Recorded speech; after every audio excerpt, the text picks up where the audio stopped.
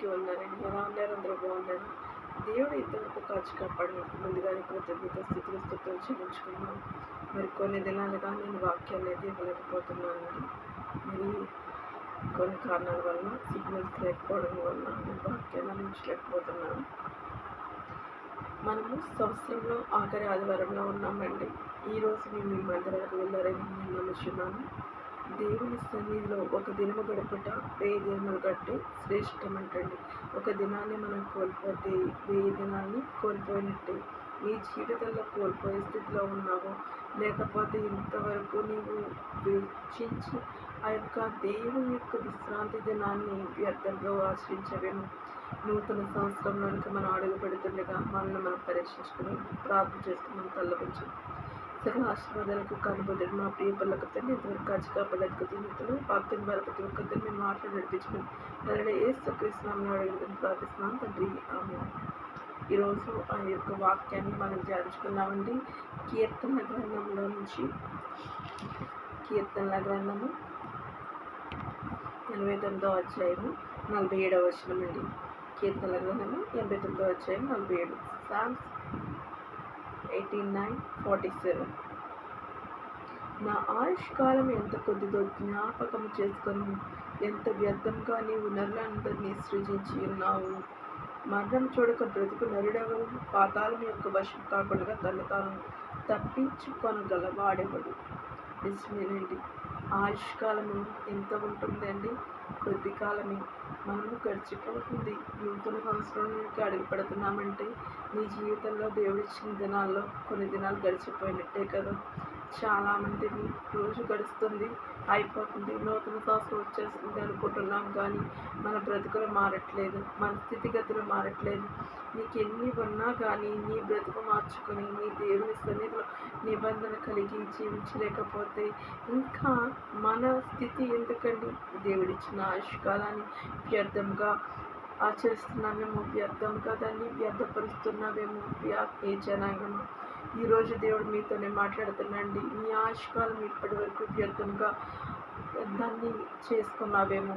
ఇకనైనా నీ ఆయుష్కాలాన్ని సరైన మార్గం నడిపించుకొని అందుకే కీర్తన గ్రంథంలోని 91వ అధ్యాయంలో 16 వచనాల్లో మనం చూసుకుంటే, అతడు నాకు మొరపెట్టగా నేను అతనికి ఉత్తరమిచ్చెదను, శ్రమలో నేను అతనికి తోడై ఉండదు, అతన్ని విడిపించి అతను గొప్ప చేసేదను, దీర్ఘాయు చేత అతనిని తృప్తిపరచెదను, నా రక్షణ అతనికి చూపించదు.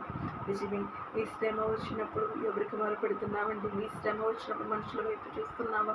దేవుని వైపు చూస్తున్నావా? కనులెత్తి ఆయన వైపు చూడండి.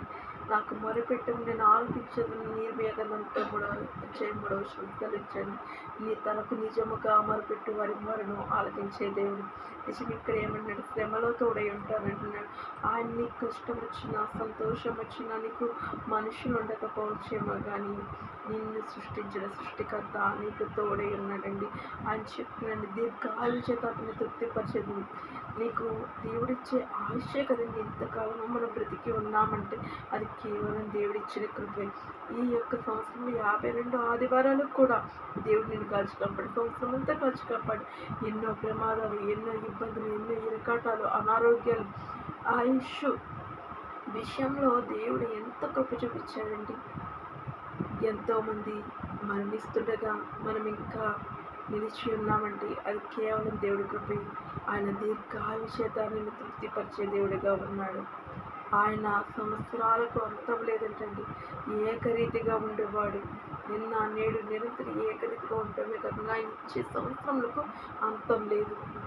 ప్రియాత్మీయ జనాంగం, ఈ వాక్యం ఇచ్చిన వారు ఎక్కడి నుంచి వింటున్నా కూడా మీరు ఇప్పటి వరకు కూడా మీ ఆయుష్కాలం వ్యర్థంగా దాన్ని మీరు చేసుకున్నారేమో, వ్యర్థంగా ఖర్చు చేసేసారేమో.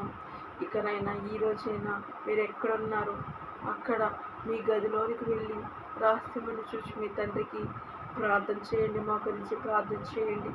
ఈరోజే ఈ క్షణమే దేవుడు నీతోనే మాట్లాడుతున్నాడు. ప్రియ ఆత్మీయ సహోదరి సహోదరులారా, ఏ భాష అయినా కావచ్చు, ఏ ప్రాంతమైనా కావచ్చు, నీవు ఎలాంటి వ్యక్తివైనా కావచ్చు, దేవుని దగ్గరికి వచ్చినప్పుడు అప్పుడు ఆయన మీ దగ్గరికి వస్తాడు. ప్రియ ఆత్మీయ జనాంగమా, ఈరోజే ఈ క్షణమే మోకరించి ప్రార్థించి మన పాపంలో ఒప్పుకుందాం, విడిచిపెడదాం, దేవుని సన్నిధిలో మొరపెడదామండి. ఆయన తోడై ఉండే దేవుడు నీ దీర్ఘాయువును ఇప్పటి వరకు వ్యర్థంగా ఖర్చు చేసిన దేవుని దగ్గర మొరపెట్టు. దేవా, ఇకనైనా నా పాపాలను క్షమించు. ఇదే విషయంలో మీకు ఒక వ్యక్తుల గురించి చెప్పాలండి. సుంకరి పరిసేయుడు. నిజమే, ఇక్కడ సుంకరి పాపినైనా నన్ను క్షమించు ప్రభు అని ప్రార్థిస్తాడు. అయితే పరిసేయుడు, నేను చేసిన ఉపవాసాలు గుర్తులేవా, నేను చేసిన దశ భాగాలు, ధనధాన్యాలు ఇవి లేవా అవి లేవా అని చెప్పి నేను ఈ సుంకరిలా ఉండనందుకు నీకు స్తోత్రం అని చెప్పాడు. ప్రియాత్మీయ జన్మ, తను తాను తగ్గించుకునేవాడు హెచ్చింపబడును, తను తాను హెచ్చించుకునేవాడు తగ్గించబడును. ఆ సుంకరి తగ్గించుకొని పాపినైనా నన్ను క్షమించు అని ప్రార్థించాడు. దేవుని రాజ్యంలో చేరే వ్యక్తిగా నిలిచి ఇంటికి చేరాడు. పరిసయుడు హెచ్చించుకున్నాడు, గర్వము వలన